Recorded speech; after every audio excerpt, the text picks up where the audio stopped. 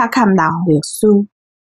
1625年，荷兰人甲原住民买台南赤坎遮的土地，伫遮开店、市仔、仓库、病院等等，甲遮的街仔号做 Provincia。1653年，因为过华裔对抗荷兰人，荷兰人就伫赤坎遮起城堡来守，嘛正做行政甲商业中心。荷兰人甲号做 Provincia 城，台湾人叫做红门楼，也是番仔楼，买手号做赤坎楼。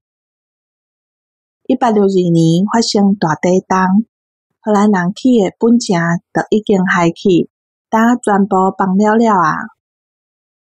1875年，因为牡丹社事件，辛抱政府派来守台湾，为着行船通顺利，甲顶死造请，要伫遮起海神庙，买手无完成。